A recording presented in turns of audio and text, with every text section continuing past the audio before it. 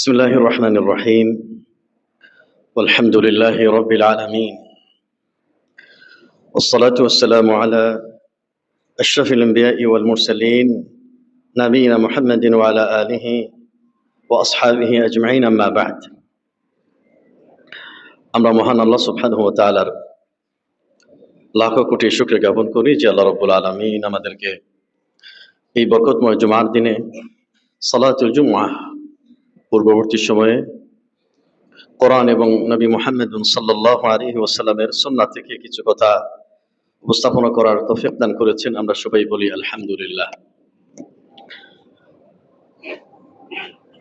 বর্তমান মৌসুম যেহেতু একটি হজের মৌসুম চলছে এবং আমাদের মধ্যে অনেকেই মহান আল্লাহ সুবহানাহু ওয়া তাআলার ঘর জিয়ারত করার উদ্দেশ্যে ইরাদা করেছেন, নিয়ত করেছেন এবং আমাদের মধ্যে অনেকেই পরবর্তী বছরে মহান আল্লাহ সুবহানাহু ওয়া তাআলার এই ঘর হজ করার ইচ্ছা পোষণ করেছেন এবং ইসলামের গুরুত্বপূর্ণ যে শিআর রয়েছে, নিদর্শন রয়েছে, সেই ইসলামের গুরুত্বপূর্ণ শিআর নিয়ে, নিদর্শন নিয়ে আজকে আপনাদের সামনে আমার জুমার আলোচনা উপস্থাপনা করতে চাই।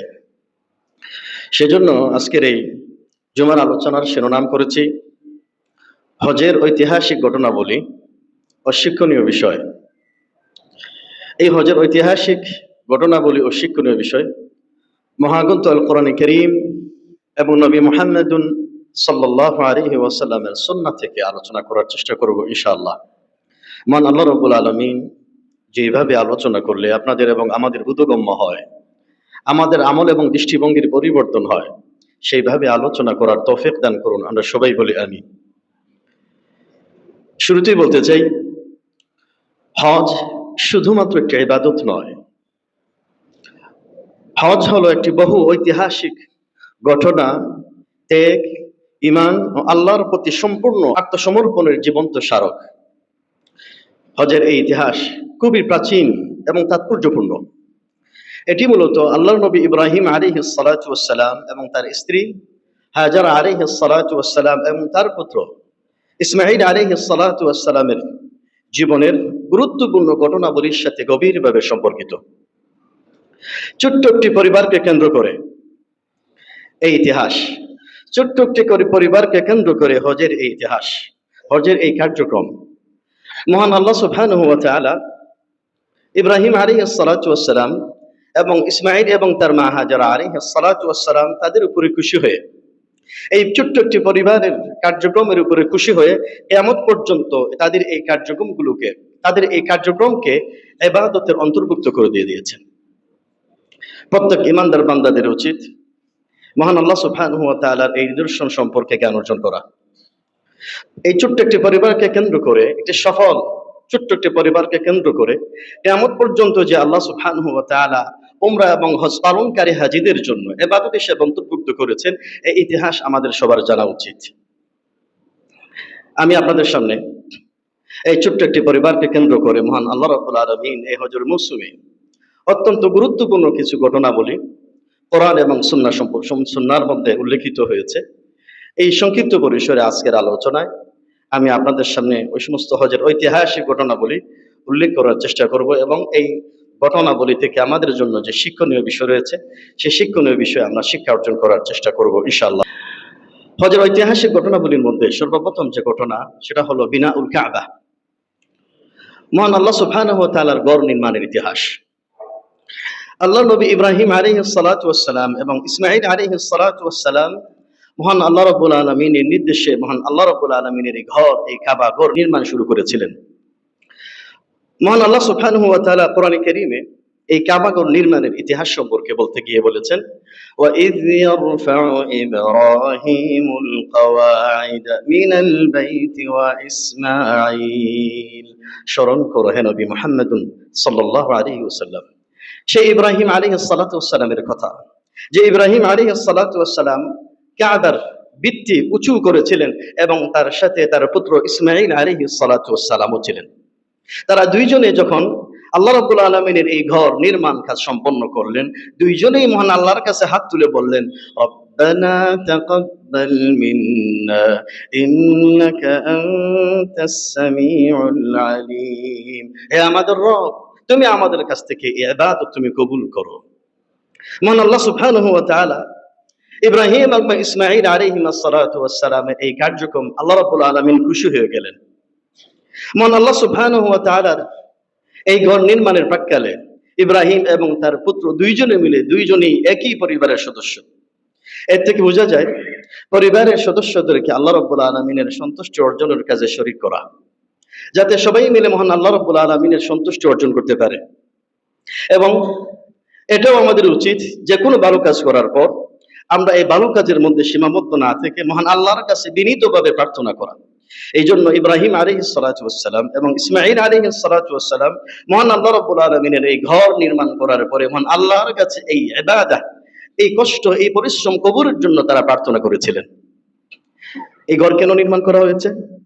এই ঘর নির্মাণ করার পিছনে মহান আল্লাহ রাব্বুল আলামিনের একটি মহৎ উদ্দেশ্য রয়েছে। সেই উদ্দেশ্যটা কি?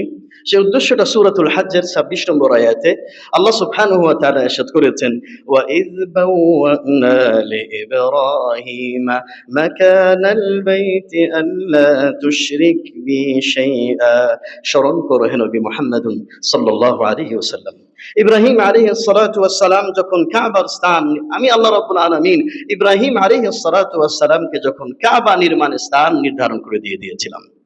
বর্তমানে যে কাবা অবস্থিত মক্কাতুল মুকাররমায়, এই স্থান নির্ধারণ করে দিয়েছিলেন কে? আল্লাহ সুবহানাহু ওয়া তাআলা। কারণটা কি?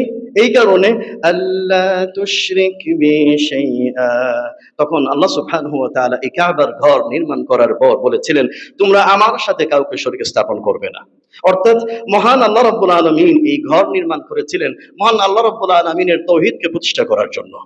আমাদের ব্যক্তিগত জীবনে, পারিবারিক জীবনে, সামাজিক জীবনে, রাষ্ট্রীয় জীবনে তাওহীদ ভিত্তিক শিরক মুক্ত জীবন উপহার দেওয়ার জন্য মহান আল্লাহ রাব্বুল আলামিন এই ঘর নির্মাণ করেছিলেন গোটা বিশ্ববাসীর একটি তাওহীদের কেন্দ্র হিসেবে ভিত্তি স্থাপন করেছিলেন, যাতে প্রতি বছর মানুষেরা এই হজের মৌসুমে আগমন করবে, উমরার মৌসুমে আগমন করবে, এই কাবার উদ্দেশ্যে মানুষেরা সালাত আদায় করবে, এই কাবার ইতিহাসের কথা স্মরণ করে এই কাবাকে যে মহান আল্লাহ রাব্বুল আলামিন তাওহীদের জন্য, শিরক মুক্ত জীবন উদযাপনের জন্য আল্লাহ রাব্বুল আলামিন নির্মাণ করেছিলেন, এই বিষয়টি স্মরণ করার জন্যই মহান আল্লাহ রাব্বুল আলামিন এই ঘরকে নির্মাণ করেছিলেন। এই ছিল কাবার ইতিহাস। গোটা বিশ্বের সব মুসলিম উম্মাহ এই কাবাকে কেন্দ্র করে ইবাদত করে, এই কাবার দিকে মুখ ফিরে সালাত আদায় করে। গোটা বিশ্বের সব মুসলিম উম্মাহর সদস্যরা যখন হজ এবং উমরা পালন করে, তারা তখন সবাই মিলে একত্রিত হয়ে এই কাবার চতুর্দিকে তাওয়াফ করে। এই কাবার চতুর্দিকে তাওয়াফ করার মধ্য দিয়ে মহান আল্লাহ রাব্বুল আলামিনের এই তাওহীদকে প্রতিষ্ঠা করার তারা চেষ্টা করে। এই জন্য এই কাবা শুধুমাত্র একটি ঘর নয়, এই কাবাকে মহান আল্লাহ রাব্বুল আলামিন তাওহীদের প্রাণকেন্দ্র হিসেবে মুসলিম উম্মাহর জন্য আল্লাহ রাব্বুল আলামিন স্থাপন করেছেন। সেখান থেকে তাওহীদের শিক্ষা আমাদেরকে নিতে হবে। 2 নম্বরে, হজের ঐতিহাসিক নিদর্শনের মধ্যে, কাহিনীর মধ্যে গুরুত্বপূর্ণ কাহিনীটা হচ্ছে, স্থাপনাটা হচ্ছে আল হাতিম, যেটাকে হিজরে ইসমাঈল আলাইহিস সালাতু ওয়াস সালাম বলা হয়। হাতিমটা কি? হিজরে ইসমাঈল আলাইহিস সালাতু ওয়াস সালামটা কি? আপনারা সবাই দেখেছেন, কাবা ঘরের সংলগ্ন অর্ধবৃত্তাকার একটা স্থান রয়েছে। এটা বাউন্ডারির মতো রয়েছে, অর্ধ বাউন্ডারির মতো কাবার এক পাশে রয়েছে। আজও পর্যন্ত কাবা ঘরের পাশে এই বাউন্ডারি করা স্থানটি দেখা যায়। আপনারা দেখছেন না?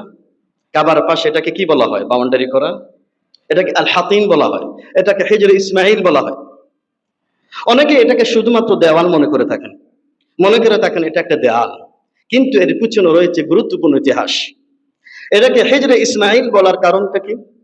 এটাকে হিজরে ইসমাঈল বলার কারণটা হচ্ছে, অনেক ইতিহাসবিদরা বলেছেন, এখানে আল্লাহ নবী ইসমাঈল আলাইহিস সালাতু ওয়াস সালাম এবং তার মা ওই স্থানে বসবাস করেছিলেন, অথবা ওই স্থানের সাথে একটি গভীর সম্পর্ক ছিল। এই জন্য এর নামকরণ করা হয়েছে হিজরে ইসমাঈল। এর নাম হাতিম কেন করা হয়েছে? আল হাতিম অর্থ হলো ধ্বংস করে দেয়া। কোন জিনিস ভাঙ্গা পড়ে আছে, কোন জিনিস ধ্বংস হয়ে গিয়ে আছে, এটাকে বলা হয় আল হাতিম। এই হাতিম রাখার পিছনে একটি ইতিহাস রয়েছে।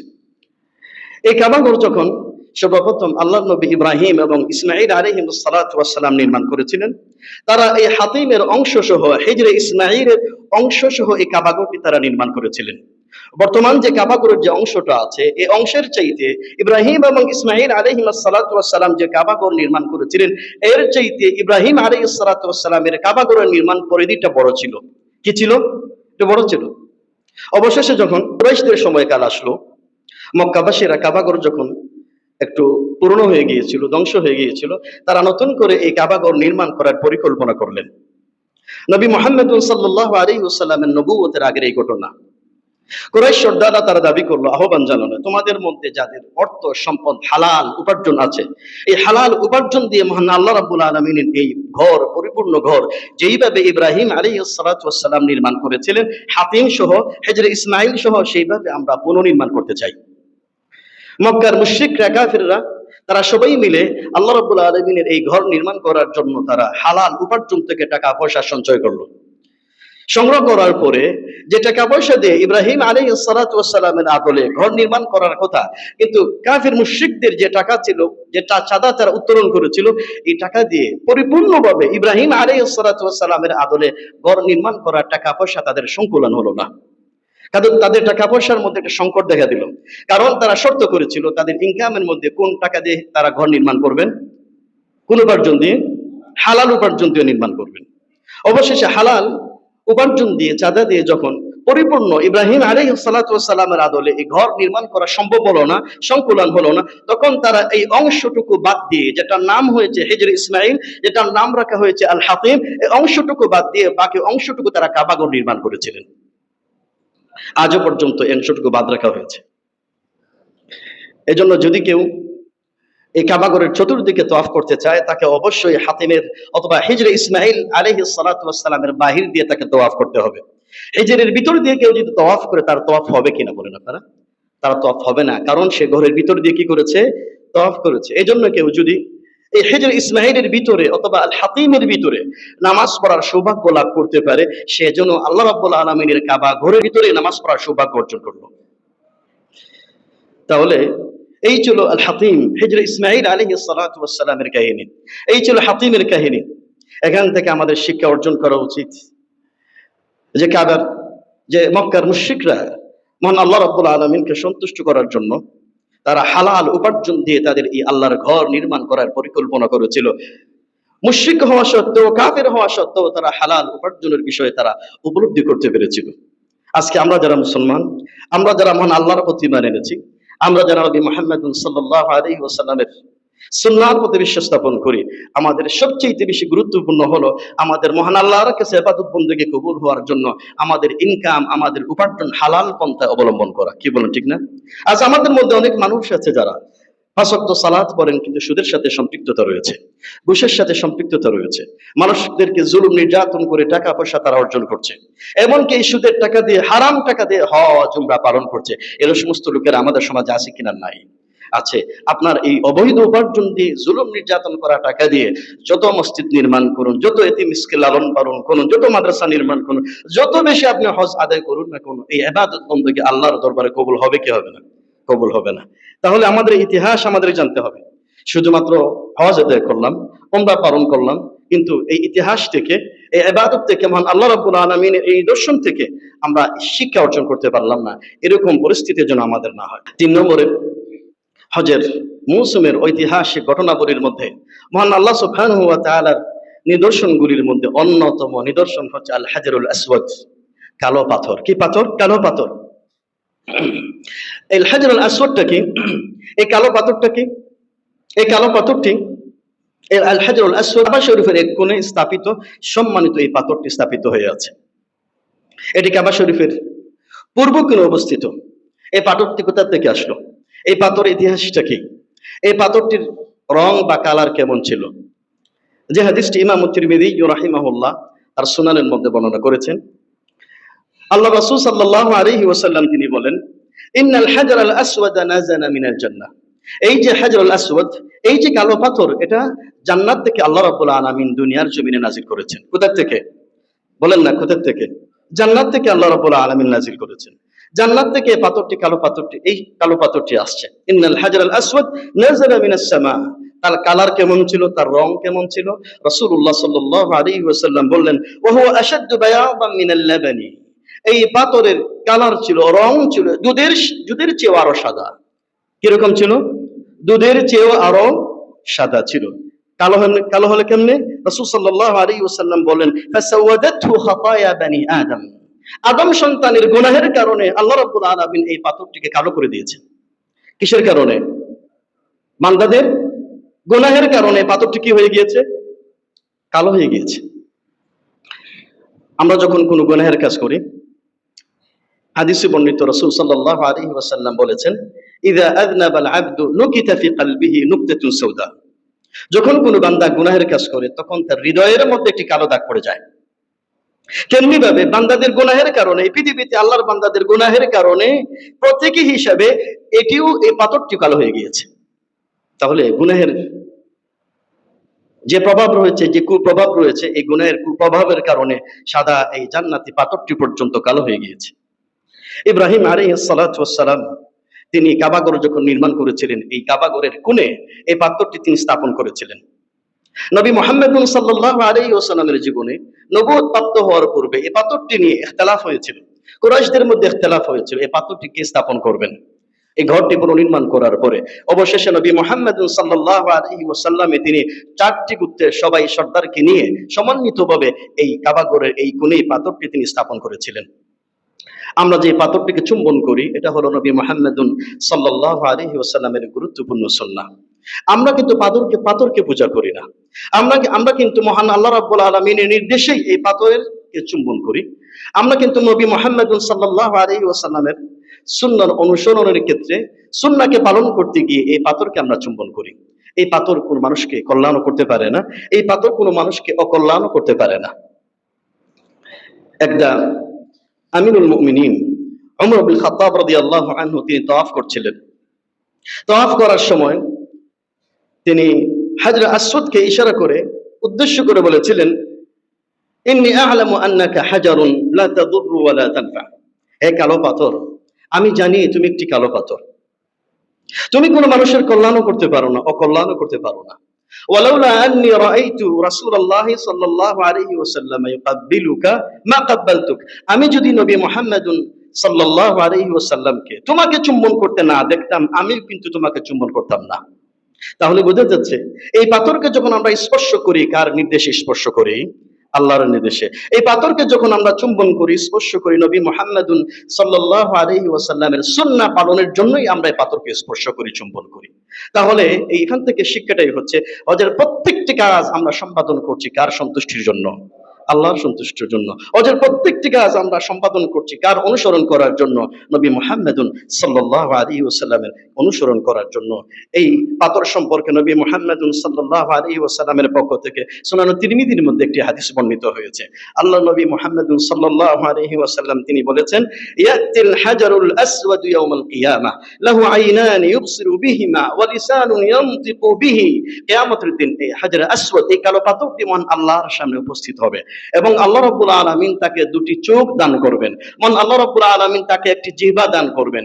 নবী মুহাম্মদ সাল্লাল্লাহু আলাইহি ওয়াসাল্লাম বলেন, ইয়াশহাদু লিমান ইসতালামাহু বিহাক্কিন, যে ব্যক্তি সত্যভাবে হক আদায় করে এই পাথরটিকে স্পর্শ করবে, চুম্বন করবে, কিয়ামতের দিন তার পক্ষে সাক্ষী প্রদান করবে। সুবহানাল্লাহ। এই হাদিসটির মধ্যে বর্ণিত হয়েছে, ইয়াশহাদু লিমান ইসতালামাহু বিহাক্কিন, যেই ব্যক্তি এই পাথরের হক আদায় করে, বিহাক্কিন হক আদায় করে পালন করবে, স্পর্শ করবে। মুফাসসির ইকরাম, মুহাদ্দিসিন ইকরাম রাহমাতুল্লাহ আলাইহি বলেছেন, যে সমস্ত ব্যক্তিরা হালাল উপার্জনের মাধ্যমে হজ করতে গিয়ে, উমরা পালন করতে গিয়ে হাজরে আসওয়াদকে স্পর্শ করবে, কিয়ামতের দিন তার পক্ষে সাক্ষী প্রদান করবে। তাহলে এখানে আমাদের জন্য শিক্ষাটা হচ্ছে, আমরা যখনই হজ পালন করব, উমরা পালন করব, হজের নিয়ত করব, অবশ্যই আমাদের ইনকাম, আমাদের উপার্জন হালাল পন্থায় উপার্জন করার চেষ্টা করা। তা না হলে কিন্তু মহান আল্লাহর কাছে আমাদের এই কষ্টার্জিত ইবাদত কোনো কিছুই মহান আল্লাহর কাছে কবুল হবে না। চতুর্থ নম্বরের হজের ঐতিহাসিক ঘটনাবলীর মধ্যে, ঐতিহাসিক আল্লাহ রাব্বুল আলামিনের নিদর্শনগুলির মধ্যে একটি নিদর্শন হচ্ছে মাকামে ইব্রাহিম। কি বলুন আপনারা? মাকামে ইব্রাহিম। মাকামে ইব্রাহিমটা কি? মাকামে ইব্রাহিম হলো সেই পাথর, যেই পাথরের উপরে ভর করে আল্লাহর নবী ইব্রাহিম আলাইহিস সালাতু ওয়াস সালাম এই কাবাঘর নির্মাণ করেছিলেন। কাবাঘর যখন উঁচু দেয়াল নির্মাণ করার প্রয়োজন হতো, সেই সময় পর্যন্ত তার কাছে কোনো মই ছিল না, কোনো লিফটের ব্যবস্থাপনা ছিল না। আল্লাহর নবী ইব্রাহিম আলাইহিস সালাতু ওয়াস সালাম যখন এই মাকামে ইব্রাহিমের ভিতরে একটি পাথর আপনারা দেখতে পেয়েছেন, যারা উমরাতে গিয়েছেন, এই খাঁচার ভিতরে একটি কি আছে? কাবাঘরের সংলগ্ন একটা খাঁচা, এটার নাম কি? মাকামে ইব্রাহিম, কারণ হজ এবং উমরা পালন করার পরে, তওয়াফ করার পরে, সাত চক্কর দেওয়ার পরে মাকামে ইব্রাহিমের পিছনে 2 রাকাত সালাত আদায় করার বিধান রয়েছে। কয় রাকাত? 2 রাকাত সালাত আদায় করার বিধান রয়েছে। এই 2 রাকাত সালাত আদায় করার বিধান যে রয়েছে, এর ইতিহাসটা কি, এর প্রেক্ষাপটটা কি? আল্লাহ রাব্বুল আলামিনের যখন ঘর নির্মাণ করছিলেন, ইব্রাহিম আলাইহিস সালাতু ওয়াস সালাম যখনই তিনি আল্লাহ রাব্বুল আলামিন ঘর নির্মাণ করার ক্ষেত্রে দেয়ালটি উঁচু করার প্রয়োজন হতো, তখন তিনি এই পাথরের উপরে ভর করতেন। পাথর অটোমেটিক্যালি তাকে উপরে নিয়ে যেত এবং নিচে নিয়ে আসতো। এটা আল্লাহ রাব্বুল আলামিনের নিদর্শন, এটা আল্লাহ সুবহানাহু ওয়া তাআলার মুজিজা। যখনই প্রয়োজন হতো তিনি পাথরের উপরে ভর করতেন, দাঁড়াতেন, এই পাথর তাকে উপরে নিয়ে যেত এবং এই পাথর তাকে নিচে নিয়ে আসতো। মহান আল্লাহ সুবহানাহু ওয়া তাআলা ইব্রাহিম আলাইহিস সালাতু ওয়াস সালামের এই কাজের প্রতি এত সন্তুষ্ট হয়েছেন। সন্তুষ্ট হওয়ার কারণে মহান আল্লাহ রাব্বুল আলামিন কোরআনে কারীমের মধ্যে সূরাতু আল বাকারার 125 নম্বর আয়াত অবতীর্ণ করে দিয়ে নবী মুহাম্মদ সাল্লাল্লাহু আলাইহি ওয়াসাল্লামকে আদেশ করে দিয়ে দিলেন, ওয়াত্তাখিযু মিন মাকামি ইব্রাহিম মুসাল্লা, তোমরা মাকামে ইব্রাহিমকে নামাজের স্থান হিসেবে তোমরা গ্রহণ করো। এই জন্য যারাই আমরা হজ পালন করি, উমরা পালন করি, 4 চক্কর তওয়াফ দেওয়ার পরেই এই মাকামে ইব্রাহিমের পিছনে নামাজ পড়া নবী মুহাম্মদ সাল্লাল্লাহু আলাইহি ওয়াসাল্লামের গুরুত্বপূর্ণ সুন্নত হিসেবে তারা কবুল করা হয়েছে। আমার সম্মানিত উপস্থিতি, আমরা এই পর্যায়ে আপনাদের সামনে হজের ঐতিহাসিক ঘটনাবলীর মধ্যে ইসলামের গুরুত্বপূর্ণ নিদর্শনগুলির মধ্যে আরেকটি নিদর্শন হচ্ছে আমরা যে তাওয়াফ করি, তাওয়াফের মধ্যে রমল করা। কি করা? রমল। কি করা? রমল করা। এই রমল এর কাহিনীটা কি? এই 7 চক্কর তাওয়াফের মধ্যে এই রমলের কাহিনীটা কি?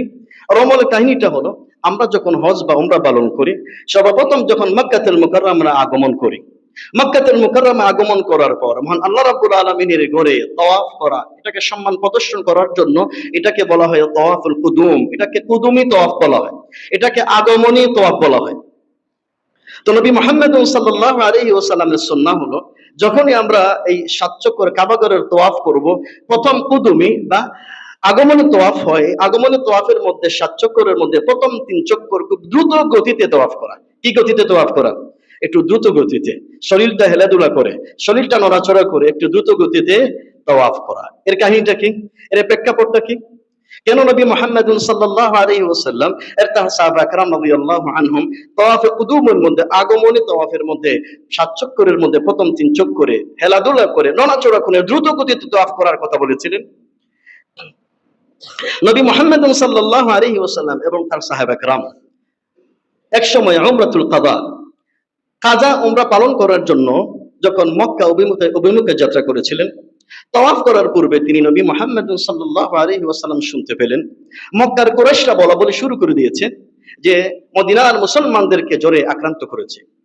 মদিনার মুসলমানদেরকে কি আক্রান্ত করেছে? জ্বরে আক্রান্ত করেছে। তাপমাত্রা বেশি হয়ে গিয়েছে, তারা সবাই অসুস্থ হয়ে গিয়েছে, এরকম কথা তারা বলা শুরু করে দিয়েছে। তখন নবী মুহাম্মদ সাল্লাল্লাহু আলাইহি ওয়াসাল্লাম মুশরিকদের মনের অবস্থা বুঝতে পেরে নবী মুহাম্মদ সাল্লাল্লাহু আলাইহি ওয়াসাল্লাম মুসলমানদেরকে নির্দেশ প্রদান করেন যে 7 চক্করের তাওয়াফের মধ্যে প্রথম 3 চক্কর যাতে করে তারা দ্রুত গতিতে শক্তি প্রদর্শন করে তারা যেন তাওয়াফ করে। এটাই ছিল ইতিহাস। মুসলমানেরা, মুসলিম উম্মার এই সদস্যরা, মুসলিম জাতি কখনো দুর্বল হতে পারে না। মুসলিম জাতি প্রয়োজনে ইসলামের দুশমনদের বিরুদ্ধে শক্তি প্রদর্শন করতে পারে। এই জন্য মুসলিম উম্মার মধ্যে শক্তি রয়েছে, ইমানি শক্তি রয়েছে, ইমানের বলে বলিয়ান রয়েছে। এই জন্য নবী মুহাম্মদ সাল্লাল্লাহু আলাইহি ওয়াসাল্লাম মুসলমানদেরকে বলেছেন, কাফের মুশরিকদের বিরুদ্ধে তোমাদেরকে শক্তি প্রদর্শন করতে হবে। যদিও তোমাদেরকে জ্বরে আক্রান্ত করেছে, এই জ্বর অবস্থায় তাপমাত্রা নিয়েও তোমাদেরকে ইমানের শক্তি বলে বলিয়ান হয়ে তাদের এই মনের ভাব দুর্বল করার জন্য 7 চক্করের তাওয়াফ প্রথম 3 চক্করের মধ্যে তোমাদেরকে রমল অর্থাৎ দ্রুত গতিতে তোমাদেরকে তাওয়াফ করতে হবে। বর্তমান সময়ে কুরাইশরাও নেই, এই কুরাইশের বংশধর বলতে নাই বললেই চলে। তার উপর নবী মুহাম্মদ সাল্লাল্লাহু আলাইহি ওয়াসাল্লামের সুন্নাহর অনুসরণে মুসলিম উম্মার সদস্যরা কিয়ামত পর্যন্ত কুদুমি তাওয়াফের মধ্যে প্রথম 3 চক্করে তারা দ্রুত গতিতে তাওয়াফ করবে। এই ইতিহাসটা আমাদের জানা উচিত। কেন এটা করা হয়? এর আমলটার ইতিহাসটা কি? 6 নম্বরের হজের ঐতিহাসিক ঘটনাগুলির মধ্যে এই হজের ঐতিহাসিক নিদর্শনগুলির মধ্যে অন্যতম নিদর্শন হচ্ছে সাফা মারওয়ায় সাই করা। ঐতিহাসিক নিদর্শনগুলির মধ্যে কি করা? সাফা মারওয়ায় আস-সাই বাইনা সাফা ওয়াল মারওয়া। আমাদের মধ্যে যখন আমরা হজ পালন করি, আমরা যখন উমরা পালন করি, হজ এবং তাওয়াফ করার পরে, মাকাম ইব্রাহিমের পিছনে 2 রাকাত সালাত আদায় করার পরে আমরা কোথায় চলে যাই? আমরা সাফা মারওয়ায় সাই করার জন্য আমরা চলে যাই। এই সাফা মারওয়ায় সাই করা, যার অর্থ হলো দৌড়াদৌড়ি করা, দ্রুত গতিতে এই স্থানটি অতিক্রম করা। এর ইতিহাসটা কি? এর প্রেক্ষাপটটা কি? এর ইতিহাসটা হলো, ইসমাঈল আলাইহিস সালাতু ওয়াস সালামের মা হাজার আলাইহিস সালাতু ওয়াস সালাম এবং তার পুত্র ইসমাঈল আলাইহিস সালাতু ওয়াস সালামের এই কাহিনী এটার সাথে সম্পর্কিত আছে। মহান আল্লাহ সুবহানাহু ওয়া তাআলা ইব্রাহিম আলাইহিস সালাতু ওয়াস সালামকে বৃদ্ধ বয়সে পরীক্ষা করতে চাইলেন। ইব্রাহিম আলাইহিস সালাতু ওয়াস সালাম যখন বৃদ্ধ বয়সে, তিনি হাজার আলাইহিস সালাতু ওয়াস সালামকে বিবাহ করলেন এবং বৃদ্ধ বয়সে যখন ইসমাঈল আলাইহিস সালাতু ওয়াস সালাম তিনি তার স্ত্রীর গর্ভে জন্মগ্রহণ করলেন, এই মুহূর্তে মহান আল্লাহ রাব্বুল আলামিন ইসমাঈল আলাইহিস সালাতু ওয়াস সালাম ইব্রাহিম আলাইহিস সালাতু ওয়াস সালামকে পরীক্ষা করতে চাইলেন। মহান আল্লাহ সুবহানাহু ওয়া তাআলা নির্দেশে ইব্রাহিম আলাইহিস সালাতু ওয়াস সালাম ছোট্ট একটি পরিবারকে, তার স্ত্রী এবং পুত্রকে এই কাবা ঘরের পাশে তাদেরকে নির্জন এলাকা, যেখানে কোনো ঘর ছিল না, বাড়ি ছিল না, পানি ছিল না, গাছপালা ছিল না, কিছুই ছিল না, জলমানবহীন এই এলাকায়, এই উপত্যকায় আল্লাহ রাব্বুল আলামিনের নির্দেশে এই পরিবারকে তিনি রেখে আসলেন। এবং এই পরিবারকে রেখে যাওয়ার পরে তিনি আল্লাহর কাছে দোয়া করে বলেছিলেন, রব্বানা ইন্নী আসকানতু মিন যুররিয়্যাতি বিওয়াদিন গায়রি যি যারইন ইনদা বাইতিকাল মুহাররাম। হে আল্লাহ, আমার এই পরিবারের সদস্যদেরকে তোমার সম্মানিত ঘরের পাশে রেখে গেলাম, যেখানে কোনো ঘর নাই, যেখানে কোনো বাড়ি নাই। রেখে যাওয়ার পরে ইসমাঈল আলাইহিস সালাতু ওয়াস সালামের মা হাজার আলাইহিস সালাতু ওয়াস সালাম ইব্রাহিম আলাইহিস সালাতু ওয়াস সালামকে লক্ষ্য করে বললেন, ইয়া ইব্রাহিম আইনা তাযহাব ওয়া তাতরুকুনা বিহাদাল ওয়াদি। হে ইব্রাহিম, তুমি আমাদেরকে কোথায় রেখে যাচ্ছ, যেখানে কোনো ঘর নাই, বাড়ি নাই, যেখানে কোনো মানুষ নাই, পানি নাই, গাছপালা নাই, অন্ধকার আর অন্ধকার। একটু চিন্তা করেন, এটা কল্পনা করেন, আপনার পরিবারের সদস্যদেরকে এক জঙ্গলের মধ্যে রেখে আসলেন, আপনার পরিবারের, আপনার স্ত্রীকে, আপনার সন্তানকে পাহাড়ের উপত্যকার মধ্যে আপনি রেখে আসলেন, যেখানে কোনো ঘর নাই, বাড়ি নাই, মানব নাই, কিচ্ছু নেই। এইভাবে করে যখন তিনি রেখে আসলেন, হাজার আলাইহিস সালাতু ওয়াস সালাম বললেন, ইয়া ইব্রাহিম, হে ইব্রাহিম আইনা তাযহাব, তুমি কোথায় যাও আমাদেরকে এখানে একা একা রেখে, যেখানে মানুষ নাই, পানি নাই, গাছপালা নাই, খাবার নাই, কিচ্ছু নেই। ফাকালাত লাহু যালিকা মিরারান, তিনি ইব্রাহিম আলাইহিস সালাতু ওয়াস সালামকে বারবার বললেন। ওয়াজআলা লা ইয়ালতাফিত ইলাইহা, আর ইব্রাহিম আলাইহিস সালাতু ওয়াস সালাম তাদেরকে রেখে তিনি ওইদিকে চলে যাচ্ছেন, একবারের জন্য তার দিকে, তার পরিবারের দিকে তিনি তাকালেন না। অবশেষে হাজার আলাইহা সালাতু ওয়াস সালাম তিনি বুঝতে পেরেছিলেন। বুঝার পরে তিনি বললেন, আল্লাহু আমারাকা বিহাদা, হে ইব্রাহিম, মহান আল্লাহ রাব্বুল আলামিন কি আমাদেরকে একা একা নির্জনে এই এলাকায় রেখে যাওয়ার জন্য তোমাকে আদেশ প্রদান করেছেন, নির্দেশ প্রদান করেছেন। তখন ইব্রাহিম আলাইহিস সালাতু ওয়াস সালাম পিছনের দিকে না তাকিয়ে আকাশের দিকে হাত আঙ্গুল করে বললেন, নাম আল্লাহু আমারানি বিহাদা, আল্লাহ রাব্বুল আলামিন মূলত আমাকে নির্দেশ প্রদান করেছেন তোমাদেরকে এই উপত্যকায় রেখে যাওয়ার জন্য। তখন ইসমাঈল আলাইহিস সালাতু ওয়াস সালামের মা মহান আল্লাহর প্রতি এত অবিচল আস্থা ছিল, এত তাওয়াক্কুল ছিল, এত ভরসা ছিল, তিনি বললেন, ইদান লা ইউদাইয়ুনাল্লাহু, আপনি আমাদেরকে এখানে একা রেখে যান, মহান আল্লাহ রাব্বুল আলামিন আমাদেরকে ধ্বংস করবেন না। এই ছিল মা হাজার আলাইহিস সালাতু ওয়াস সালামের আকীদা। তার ঈমান ছিল কত মজবুত, তার বিশ্বাস ছিল কত মজবুত। মা হাজার আলাইহিস সালাতু ওয়াস সালাম ইসমাঈল আলাইহিস সালাতু ওয়াস সালাম কয়েকদিন যাবত এখানে অবস্থান গ্রহণ করলেন। অবস্থান গ্রহণ করার পরে পানিও শেষ হয়ে গেল, খাবারও শেষ হয়ে গেল। কি নির্জন এলাকা, কোনো মানুষ নেই, কোনো গাছপালা নেই, পানি নেই।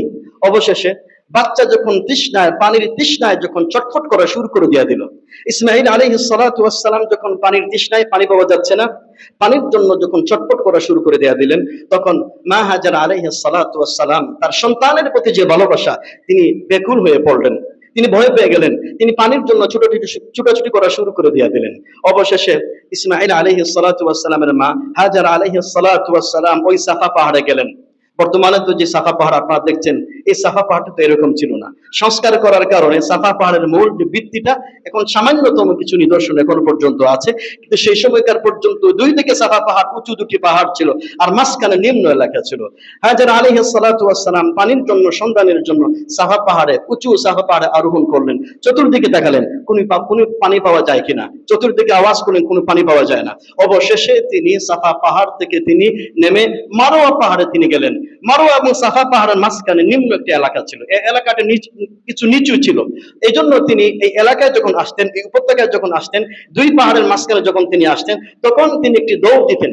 দৌড় দিতেন এই কারণে, কারণ এই নিম্ন এলাকায় আসার কারণে এই দূর থেকে সন্তানকে দেখা যায় না, সন্তানের কোনো ক্ষতি হচ্ছে কিনা। এই জন্য হাজের আলাইহিস সালাতু ওয়াস সালাম এই নিম্ন স্থানে আসার কারণে, আসার পরে সাথে সাথে তিনি দৌড় দিতেন। দৌড় দিয়ে তিনি মারওয়াতে যেতেন। মারওয়াতে যাওয়ার পর আবার চতুর্দিকে তাকাতেন কোনো পানি আছে কিনা। আবার তিনি মারওয়া থেকে সাফাতে আসতেন, আবার তিনি সাফা থেকে মারওয়াতে যেতেন। এইভাবে করে তিনি কত চক্কর দিয়েছিলেন? কত চক্কর দিয়েছিলেন? 7টি চক্কর দিয়েছিলেন। অবশেষে তিনি ভারাক্রান্ত মন নিয়ে, কোথাও কোনো পানি পেলেন না, খাবার পেলেন না, মানুষ পেলেন না, তখন তিনি সন্তানের কাছে আসলেন। সন্তানের কাছে আসার পরে তিনি দেখতে পেলেন যে একজন ফেরেশতা ইসমাঈল আলাইহিস সালাতু ওয়াস সালামের পায়ের নিচ থেকে তার ডানা দিয়ে অথবা তার হাত দিয়ে একটু স্পর্শ করেছিলেন। ইসমাঈল আলাইহিস সালাতু ওয়াস সালামের পায়ের নিচ থেকে জমজমের পানি উৎপন্ন হওয়া শুরু হয়ে গেল।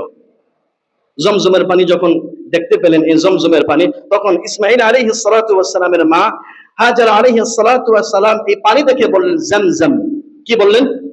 জামজাম, অর্থাৎ থামো, অর্থাৎ একত্রিত পানি হয়ে যাও। তখন ইসমাঈল আলাইহিস সালাতু ওয়াস সালামের মা হাজার আলাইহিস সালাতু ওয়াস সালাম পানির জন্য ছিটকে না পড়ে, বিভিন্ন রাস্তা দিয়ে চলে না যায়, তিনি তখন একটা বাঁধ নির্মাণ করলেন। আল্লাহ নবী মুহাম্মদ সাল্লাল্লাহু আলাইহি ওয়াসাল্লাম তিনি বলেন, রাহিমাল্লাহু উম্মা ইসমাঈল লাউ তারাকাত জামজামা লাকানাত জামজামু আইনাম মাঈনা। আল্লাহ রাব্বুল আলামিন ইসমাঈল আলাইহিস সালাতু ওয়াস সালামের মায়ের উপরে রহম নাজিল করুন, রহমত করুন। ইসমাঈল আলাইহিস সালাতু ওয়াস সালামের মা হাজেরা আলাইহিস সালাতু ওয়াস সালাম যদি এই জমজমের পানির বাঁধ না দিতেন, তাহলে গোটা দুনিয়াব্যাপী এই জমজমের পানির ঝর্ণা প্রবাহিত হতে থাকতো। তাহলে আমরাও এই জমজমের পানিও এই ঝর্ণার কারণে আমরাও পানি পান করতে পারতাম। তারপরে মহান আল্লাহ রাব্বুল আলামিনের নিদর্শনের মধ্যে আজও পর্যন্ত এই পানি আমরা পান করতে পারছি। এই ছিল ইসমাঈল আলাইহিস সালাতু ওয়াস সালাম, তার মা হাজারা আলাইহিস সালাতু ওয়াস সালাম, তাদের এই জমজমের কূপ নির্মাণের কাহিনী, তারা এই সাফা মারওয়ায় দৌড়াদৌড়ির কাহিনী, মন আল্লাহর কাছে ইসমাঈল আলাইহিস সালাতু ওয়াস সালামের মায়ের এই দৌড়াদৌড়ি, সাফা মারওয়ায় এই দৌড়াদৌড়ি এত পছন্দ হয়েছে, আল্লাহ রাব্বুল আলামিন এত পছন্দ করেছেন, কিয়ামত পর্যন্ত উমরা পালনকারীর জন্য, হাজীদের জন্য সাফা মারওয়ায় দৌড়াদৌড়ি করা ওয়াজিব করে দিয়েছেন। তাহলে পৃথিবীর যে কোনো মানুষের ভালো কাজ, এই ভালো কাজের প্রতিফলন, এই ভালো কাজের দৃষ্টান্ত মহান আল্লাহ রাব্বুল আলামিন এই প্রতিফলন এই পৃথিবীর মধ্যে মহান আল্লাহ রাব্বুল আলামিন দান করেন। আমার সম্মানিত উপস্থিতি, আমরা আপনাদের সামনে সংক্ষিপ্ত পরিসরে হজের নিদর্শনের মধ্যে 7টি নিদর্শনের কথা আপনাদের সামনে আলোচনা করলাম। হজের ঐতিহাসিক ঘটনাবলীর মধ্যে 7টি ঘটনা আপনাদের সামনে আলোচনা করলাম। এই ঘটনার মধ্যে, এই ঘটনার পিছনে গুরুত্বপূর্ণ ইতিহাস রয়েছে। ইতিহাসগুলি আমাদের সন্তানদেরকে জানানো উচিত, ইতিহাসগুলি আমাদের পরিবারের সদস্যদেরকে জানানো উচিত। হজ শুধুমাত্র একটি ভ্রমণ নয়, হজ শুধুমাত্র একটি সফর নয়, হজ একটি গুরুত্বপূর্ণ ইবাদতের পাশাপাশি এটি ঐতিহাসিক ঘটনার সাথে সম্পর্কিত। এই ঐতিহাসিক ঘটনার পিছনে গুরুত্বপূর্ণ ইতিহাস রয়েছে। ইতিহাস থেকে আমাদের সবাইকে শিক্ষা গ্রহণ করা উচিত। আমার সম্মানিত ভাইয়েরা, প্রসঙ্গত একটি কথা বলতে চাই। আজ আমরা পহেলা মে, এই পহেলা মেকে আন্তর্জাতিক শ্রমিক দিবস হিসেবে পালন করা হয়।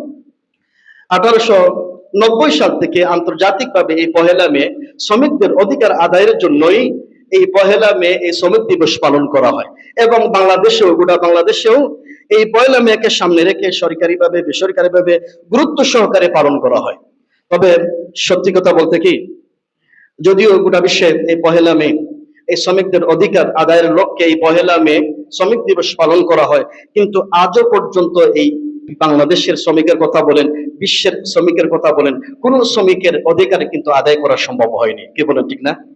আর এটা সম্ভব হবে না, কারণ যারা এই শ্রমিকের অধিকার আদায় করার জন্য সংবিধান রচনা করেছে, তারাও আবার এই শ্রমিকদেরকে কিভাবে ঠকানো যায়, ধনাঢ্য মানুষের অধিকার কিভাবে সংরক্ষণ করা যায়, মালিক পক্ষের অধিকার কিভাবে সংরক্ষণ করা যায়, তারাও আবার সেই ধরনের কাজ করে থাকে, সেই ধরনের পরিকল্পনা করে থাকে। এই শ্রমিকের অধিকার আদায় করার জন্য পৃথিবীর মানুষের তৈরি করা কোনো মতবাদ দিয়ে, পৃথিবীর মানুষের তৈরি করা কোনো সংবিধান দিয়ে পৃথিবীর মানুষের শ্রমিকের অধিকার আদায় হবে না।